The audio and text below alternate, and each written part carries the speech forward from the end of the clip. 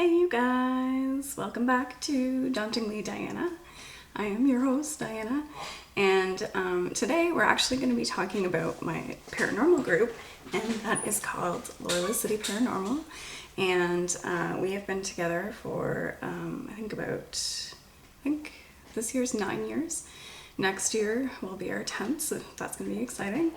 So yeah, I really just wanted to share this with you guys. It's something that I've been doing for a really long time, that I've always been interested in doing. When I first started watching paranormal shows back in, aging myself now, but I was a young adult, so early 20s, so early 2000s. I really started getting into it. Most Haunted was my favorite one. And yeah, there was lots of screaming and stuff on it. So I know there's some people out there that are not big fans of that show, but I always loved it. I don't know. They just got some really cool stuff over the years. So, and I like the classy way that they did their investigations. Anyways. So, and I couldn't believe that there were people out there actually making a living off of, going into haunted houses and spending nights there and things like that.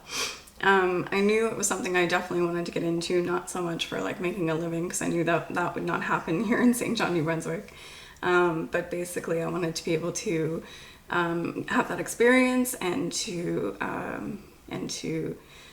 just get to know all of the cool stories and the interesting paranormal stories here around St. John, and to be able to share them with other people. And that is what I do through my tours and through my page. And we did have a website. We're working on a new website right now. So we're going to be sharing stuff through there.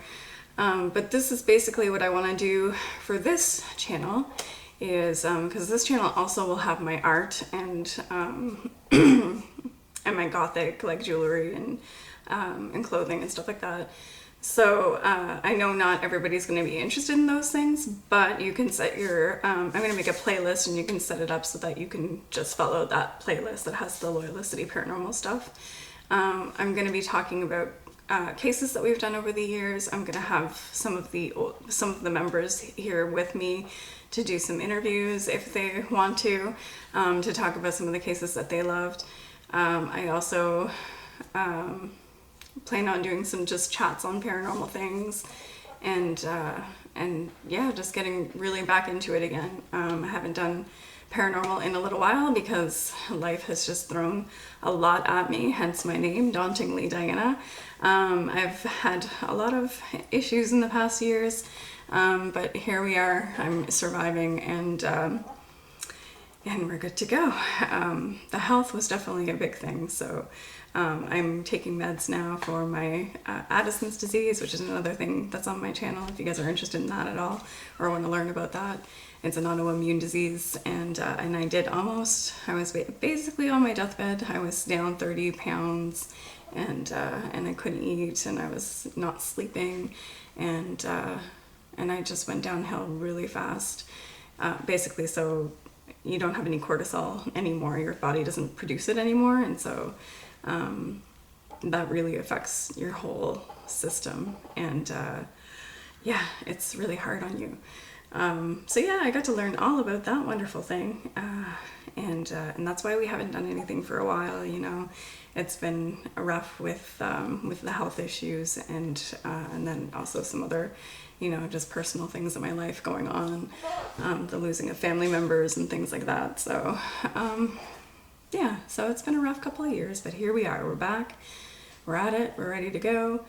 And hopefully we'll be doing some investigations this year as well. We have actually had a meeting this year, and we were talking about going into some of the going somewhere in Kingston and doing like a camp out for a night, because we thought that would be really fun, and that we might maybe catch something there, because we've had investigations over in Kingston before, and have caught some interesting things. So we thought it'd be kind of cool to do a camp out there somewhere, and see what we get, and we can do some live investigations while we're live feeds while we're investigating on this channel. So, and I'll be sharing through the Facebook page as well, so you guys will be able to follow all of that stuff. So let's see. So what I wanted to do was show you some of the equipment that we got into. You know, none of us really knew a whole lot about the equipment, and the former equipment technician, I guess you can call him, or yeah, I would call him tech team kind of a thing. Equipment person. Anyways, he was very versed in electronics and wanted to make some things and stuff like that, and we've since lost him from the group. And but we do have someone that's working with us now, new. His name is John Hatfield, and we look forward to doing some things with him. If any of you out there are very technically inclined, let us know. I would love to chat with somebody about making some equipment at some point, which would be kind of cool. Anyways,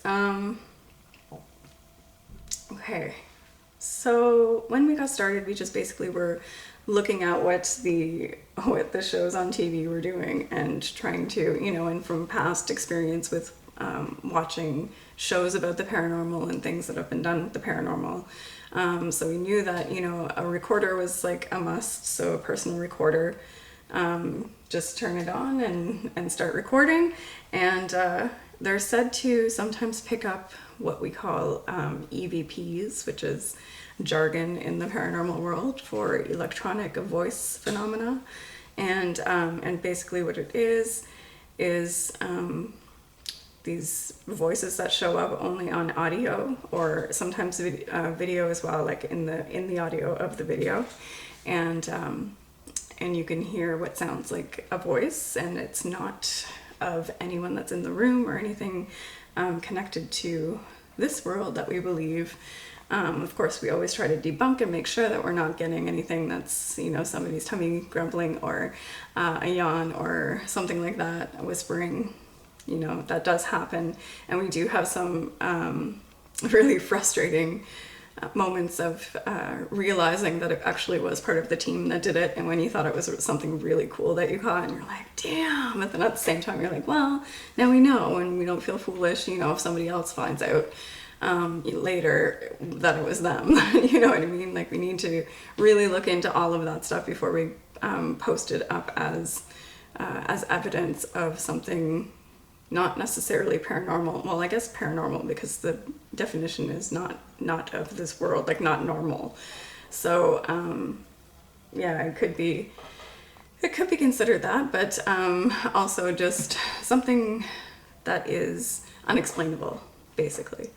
That's what I always like to say. I don't have an explanation for it at this time. It could be, sometimes I do give up some theories of what I think it might be, not necessarily theories, because yeah, it's not, we don't go through the whole scientific process or anything, but just the, you know, our thoughts on what it could be, or what possibly could be happening. You know, could it be from reflection or something, something explainable, like maybe a car crossing by and shining some light through a window that caused that light to come through the camera like that, you know. Just, you see it all the time. People, we need to try to figure out what these things are. And you know, sometimes we're hoping we find something cool, and then other times, you know, we don't find anything at all. And that does happen, and I think that shows that, you know, that a group is the real deal when you know that there's not necessarily anything coming out of an investigation, because we're not fabricating, and we're not, you know, making things up to make it look more cool, and or, you know, the things that they do to put things out on TV to make them cooler. Anyways, we basically just do what we do. If we find anything, we do. We maybe have a couple of things, we maybe have nothing. If we don't find anything, we don't find anything. It is what it is. But we always get in touch if we do find something of significance. So yeah, we have done some videos over the years of our investigations, just showing some of the little things that we caught. And like I said, sometimes there's nothing, and that's why we don't have a video for all of our investigations. Now, at one point, we wanted to do just a little bit of something for all of our investigations, including stories and stuff like that. And that's kind of what I'm sort of picking up from here, is all of the stories that, you know, didn't really get told because we didn't catch anything. I just want to talk about the cases and the people, if they're available. If not, you know, I'll just talk about the case, and hopefully, you know, if they pick up on it and kind of want to put their 2 cents in on it. I try to keep everything as private as possible, so I don't like to give out names, and I'm not big on giving out, you know, I definitely don't give out full addresses or anything like that, but you know, we mostly give out areas and stuff like that. That's why you ended up with on when we were featured on, which this is really cool. This is something that I never figured I'd be saying in my life, but we were featured on a television show, Paranormal Survivor, and and they, you know, the actual location is in a garage on Loch Lomond Road in New Brunswick. Loch Lomond Street or Road, I can't remember. Anyways, in St. John, New Brunswick, and they just called it Loch Lomond, New Brunswick because I didn't give them specifics. So, but yeah, it is actually in St. John, New Brunswick, the garage. And you can see that. You can try to search it up on YouTube. Paranormal Survivor is season 2, episode 10, and we're the one of the last, or 15 minutes from the end is our story. But the other stories on that episode are good too. So if you want to check out the whole thing and have a night of it. Anyways, yeah, we were really excited to do that, and thankful that our client at the time was willing to do this, because not everybody wants to put themselves out there like that, you know. And so it gave us the chance to have that opportunity. And we actually did, you know, I'll talk about this a little bit more when we get into the actual case itself, but we did the interview for that show in the actual garage itself. So they set up all their cameras and everything in there, and we were actually hearing creepy things while we were in there, like filming and stuff too. It was pretty cool because they were kind of getting a glimpse at what kind of things happen there.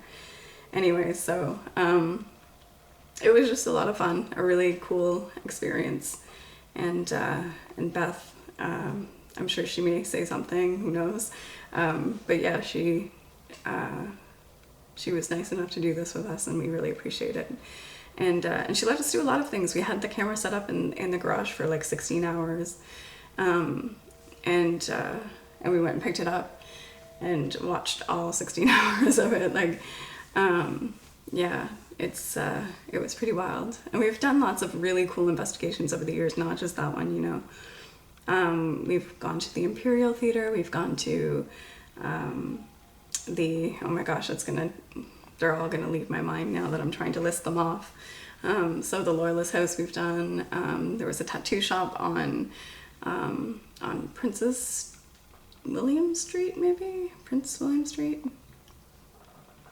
Anyways, Princess Street, I think. Anyway, we went in there and did an investigation. That was kind of cool.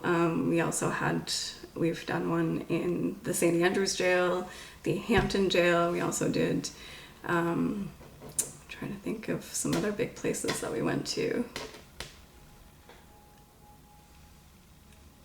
The Imperial Theater was so cool. We got to like close down the theater basically, so there was no air, no lights on or anything. They even turned off the ghost light that was on turned off the ghost light that was on the stage, and yeah, that was pretty cool that they did that for us. And we weren't disappointed with the spirits there. Anyways, I'll link our YouTube videos so you can see them from my page as well. Or I'll give you the link to the Loyalist City Paranormal YouTube, because they're all over there, the ones that we completed. Yeah, so that was really awesome. You know, we've done Fern Hill, we've been to, that was one of our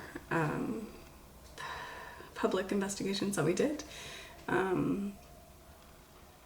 We also have done, we went to Woodstock and we did the courthouse there, and we've done a couple of different houses over the years. The Carter House, which is of 1810, so that was it's a quite old property. And the women that work there are so wonderful, and they allowed us to go in and spend the night there. So we did. We were there until like almost 5 o'clock in the morning, and we just had some interesting things happen on that footage. It was pretty cool, but we'll talk about that when we get there. Also in Kingston, so we've had a really cool investigation with one of our clients in Kingston, and we saw some very interesting lights, and we're going to talk about that story at some point as well. So we're going to get there. We're going to get to all these. Right now, I just wanted to show you some of the equipment that we have. Like I said, back when we started, we just had the basics of what the paranormal was, paranormal, I guess, what investigating would be all about. So we had our recorders to pick up the EVPs, and then we knew that we needed some night vision cameras. So you guys are actually on one of our cameras right now. This has the night vision option, and I'm just gonna flip it over so you guys can see that. Maybe. Oh, it's right here, that's why. Hey, now I'm in night vision. I'm just gonna turn off these lights so you can see it a little bit better. Maybe it'll show up here.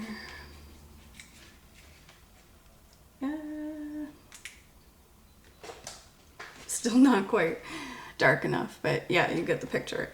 So yeah, you can see a little better in the night, and people look super creepy. Like I kind of look like I'm dead right now, and my eyes are creepy. Yeah. So, and one thing you got to be careful with night vision is making sure that you aren't wearing too many light colored clothes, because sometimes those will reflect or will cause your clothes to look see-through, and they can usually see your bra and stuff like that. So you have to be careful. It's one of the reasons why they don't really do it that much anymore.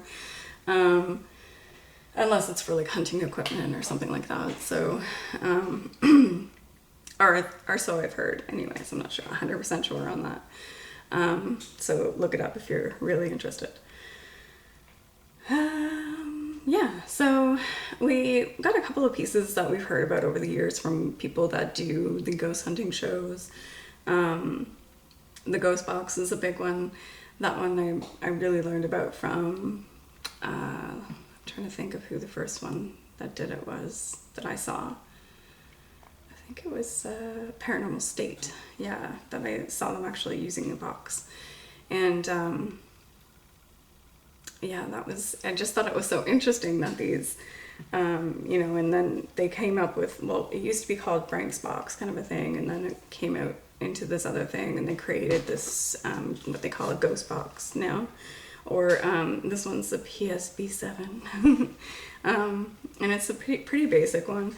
And this is all it is. Like when I was getting a ghost box, I was like, seriously, this is a box? Like I was not expecting that. Oh, sorry guys, I gotta turn my lights back on again. I'm sitting here in the dark. So yeah, and this cost me like $100 or something. You can make something like this if you were so inclined to do so. So you can, it's basically what it is it's playing the frequencies on the radios. So the AM and FM dial. And the theory is that it will create like a white noise for the spirits to speak through. And so it sweeps through the stations really fast, and you're hoping to get some words that will pertain to where you are or what you're doing. We've gotten, this is very experimental. It's not like proof positive that there's a ghost in your house, but we've gotten some really interesting things on this over the years that actually did pertain to what we were doing at the time. Most notably the Hampton jail. We had this say, we were in the room for Henry. He's the prisoner that haunts there, or is said to haunt there, and he was in there for stealing horses, and he just kept escaping and escaping and escaping, and then eventually they just let him go, kind of thing. So he's a really cool character. Henry Moore, I think, is his name. And Anyway, so we were in there and we were trying to like call him out and get, you know, something from him. We were using the ghost box to do that. And I said, what were you in for? And we heard stealing. And then we also heard, and then I said, what were you stealing? And then I heard horses and stuff, which was pretty cool. You know, some people say it's you're hearing what you want to hear. And also like, there's not only just pareidolia for sight, there's also pareidolia for your hearing as well. So if you tell somebody this is what you hear when you're listening to an EVP, it will get stuck in their mind and they'll start to hear that themselves. And that's called like pareidolia. And it's because and it's also called as well when you hear something in a white noise that isn't necessarily a voice that comes through and you hear it as a voice. That's also called pareidolia as well. It's because you're trying to make something human out of something that's not really human. You know what I mean? So your mind's trying to make something recognizable out of something that's not. So that when you see something that looks like a face out of like inanimate objects, then that's considered pareidolia because your mind is trying to make it into something that actually it didn't necessarily make itself that way. It just became that way coincidentally, and then we called it that. So anyways, so yeah, the ghost box is really cool as an experimental tool. This is not proof positive.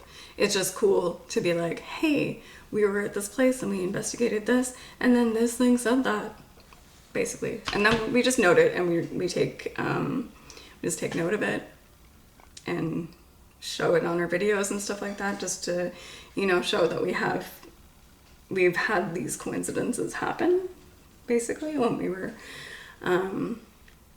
investigating, and then go from there. People can just make their own thoughts from that. Now we also have EMF detectors. This one's a different kind of one. We usually have just those little regular ones that are black and you just hit the button and you see the flash of lights come up. But this one is an, oh my goodness, it has a name. Oh, a meltmeter, that's what it is. It's right on the front, thank goodness. And basically what this one does is it just it gives you the measurement electronically, and then it also takes the temperature as well at the same time. So there's this little probe right here, and you just attach it on the top. I was thinking side for some reason. It's got a positive and negative for you to match up. You put those in, and now it's giving us the temperature, if you can see that there at the bottom of the screen. Maybe. Nope, it's not doing it now. Hang on. Oh.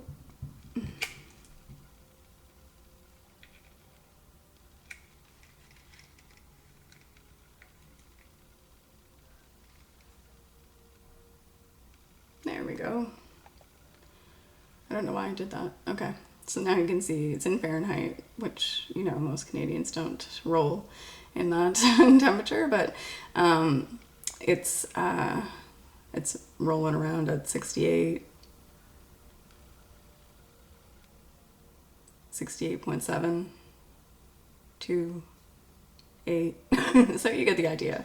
And then this part up here would be the measurement in milligauss of like the electrical field that's around you. So if I had a cell phone, I could show you with that, which I don't have right now. Let me see what else can I use. I know cell phones. What else? Cell phones. Walkie-talkies are really bad. Anything, a walkie-talkie near any of these is going to blow up that milligauss number. And on your other EMF meter, it'll go all the way up to red. And cell phones are bad. So make sure if you're using an EMF detector of any sort, just make sure that you don't have any cell phones around. You've taken your basic readings of the room to make sure that this you take note of any places that there are any spikes. You know, even with the electricity on, where the spikes are, and then turn everything off and see, you know, if you're getting the spikes in the same places. If not with the power cut, then you know, something's going to be weird if you see a spike in that place or in any other place that you never saw a spike before. So you just kind of keep track of it. Really interesting investigation that we did with the other EMF meters, not this one necessarily, but the ones that have the lights. We did an investigation where a little girl apparently was haunting the property. And when we were using, not only did we find something cool with the ghost box, because we heard a little girl's voice in there saying "Daddy," and but we also caught with the other EMF detectors, she was answering questions by lighting up the lights on the EMF detector. So it was really cool. We actually had a conversation with her if you know, if it actually was her that was contacting us, which, you know, we can't say for certain, but that, you know, it kind of tied in with everything that was going on that night. It's a very interesting property, and that was out in Wellsford. So that's another investigation. I'm not sure if we have a video of that one. I'll have to check it after, but we might. Some of the ones that, like, we do have a few private investigations that we did do a video on, but they may not be shared on our YouTube channel. So, but anyways, we'll be doing new stuff. I'm going to be, you know, editing some footage from our investigations into the videos and things like that. So yeah, just kind of a fresh start and a fresh look at our investigations from the past, and then hopefully some new investigations from the future. Yeah, so that's basically the smell meter and the EMF detector as well. Like I said, this one's just kind of electronic, and then you get that temperature thing as well. Oh, and it does have a light on it if you need to get around. Woo, so red. You know, it's kind of a weird light, so we don't tend to use it. We usually have flashlights with us, so not really required. But I think it also... No, I'm thinking of something else. Yeah. Okay. So that's pretty much all there is to this, and I'm just going to turn it off now because I think it's going crazy on me because it is dying. Giving me some erratic results. That's something else you always have to look out for when you're using your tools. Make sure that they're always charged and they have good batteries in them. You're going to want to look for anything that, you know, if there's a power... not a power surge, but if there's like a draining of the battery or something like that, when you just like made sure that it was fully charged, anything like that, that's, you know, because they're said to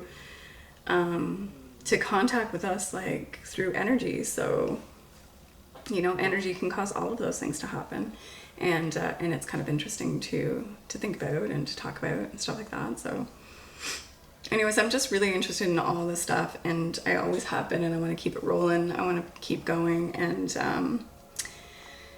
just, you know, have some fun with it over the years, and just, yeah, go with the flow. So I did want to talk about one thing that happened to me a couple weeks ago, and I'm not sure, I couldn't get really good footage of it, but I will try to share with you guys later. It may just be a drone, I'm not sure, but we did see something very strange in the sky a couple of weeks ago, and I didn't post about it right away because the video didn't look great, but I'll see if I can cut out what we got that was okay, and share it with you guys later on. But yeah, I saw something really strange in the sky, and it was in 2 nights in a row. So it just showed up along the tree lines, coming from the direction of the refinery, coming towards my house, which is over just behind the college. So yeah, and it just was a big light. There was no noise. It was like, it looked like it was close to the ground, like it was not like way high up in the air. It was something that was like closer to, you know, us than way up in the sky. And so that's why I'm wondering if it might have been a drone. But I hear that drones are noisy, and I feel like I would have been able to hear it. But that might not necessarily be a thing. You guys can let me know. Anyway, so I thought that was kind of cool. I'll see if I can find the video, and I'll try to post it. And yeah, so, oh, there was one last piece of equipment that I needed to show before we get, before I end up letting you guys go. This is the Loyalist, and it is an interesting device. This is also for entertainment purposes only. It's not like, you know, proof positive that there is a ghost. It really looks kind of funky. It looks sort of like something that you would use if you were a Ghostbuster, but anyways, all these light up. There's all these different modes. I tend to only use the dictionary mode, and that's it, and I just let it play. Like, I just let it roll while we're investigating, and somebody will typically take notes and write down all the words and things that it says. I don't find it's very, I mean, I've had some really interesting things with this before. Typically, it's like mocking things that we say. So it'll, you know, I'll talk about, oh my God, that made me jump, and then it'll say jump, you know, something like that. So just over the years, I've had some interesting things happen with it, and they basically are like that, like a mocking, or talking about something in the vicinity of it.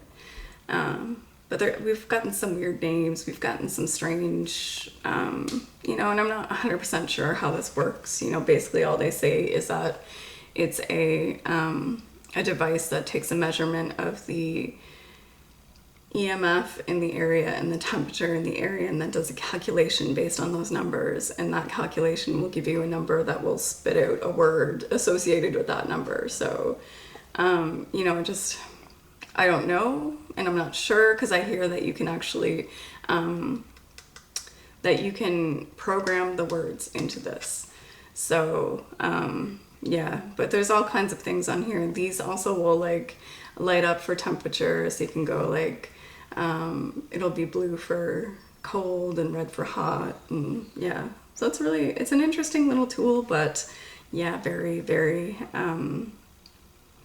just, what's the word I want to say? Experimental, for sure. It's not, you know, it's not proof positive, like I said, of the other thing of ghosts. Like, we don't know anything for sure, you know, unless you do something like millions of times, and then you eventually have it like, okay, this does happen when you, like, when you go into this guy's house, this ghost shows up. So it is working a little bit. You heard it. It sounds very robot-y. It doesn't usually sound anything like the word that it says on the screen. So it just says dictionary there right now. Earlier, you know, I don't think my house has any, not that I know of, I don't think there's any spirits in here.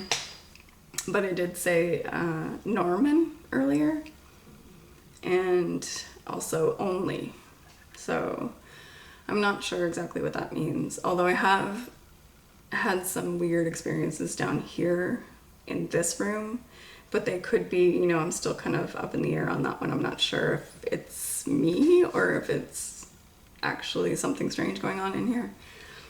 You know, one day I came in and my light that's up here was on the table. Like, the actual bulb of the light had fallen down and broken and came off of the tripod. So I was like, what the heck? And I was like, well, I had a glass of wine last night. Maybe I just knocked it over and didn't realize that I did that, you know, whatever. But yeah, I don't remember that happening. And sometimes I've come down here and this light has been on, and I'm usually pretty good at like turning everything off. I've also heard some really weird noises down here while I was sitting here by myself. I try not to get freaked out about it or anything. I'm not, this is gonna be funny because you guys dolls, right? Like, dolls are the worst. My mom used to live in this part of the basement, so it's basically like a family room, but she was living in here for a little while, and she's back in Ottawa now, but since she's gone, you know, it was just empty down here for a long time, and eventually I was like, you know, I'm gonna bring my crafting stuff down here and just make a little area out of it, you know, make it my little spot. And then when I started doing YouTube, I was like, well, this is the perfect place for you know, doing my videos and stuff like that. So I've been hanging out here quite a bit, and like I said, I've had those weird little things happen here and there. I swear to God, last week I was sitting and I got up and started to walk into the room, and I looked over in the back corner and there's this doll. I gotta go get the doll for you because it's really creepy. And I remember this doll from my mom.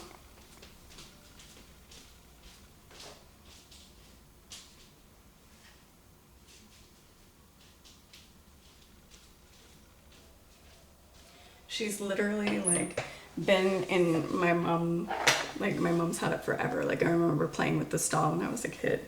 And it kind of creeped me out super bad that it was there. It kind of looks like me when I was a kid because I had this, you know, lighter colored hair, and I had freckles, and the, you know, and I was wearing a plaid shirt in one of, or a plaid little suit in one of my pictures, and yeah. So here's the doll. She just left her here. She also plays music, so, you know, if that starts happening at any point, I'm probably going to burn her. No, I won't burn her. I don't know what I'm going to do with her. Creepy. I will probably run away, maybe. I don't know. But anyways, that's my creepy doll story. Yeah. So, if anything happens, I'll let you know. You go over here now, okay? Creepy. You're so creepy. There you go.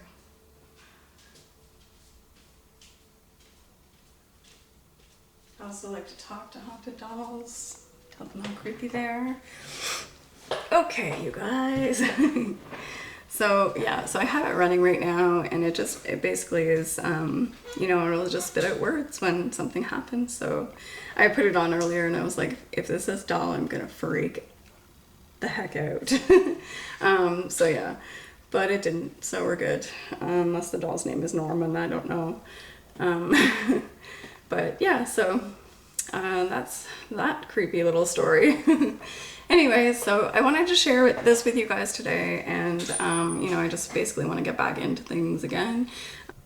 So I hope you guys follow along, you know, even if you just want to follow this playlist of the paranormal, if you're not interested in the resin jewelry, the gothic stuff, or, you know, anything like that, the crafting stuff, you don't have to see any of that. You can just watch that one playlist. So, but yeah, for now, this is it, and I hope that you guys are having an awesome day wherever you are. And I hope that you continue to follow and like and share and whatever you want to do. But yeah, and comment, let me know what you guys think.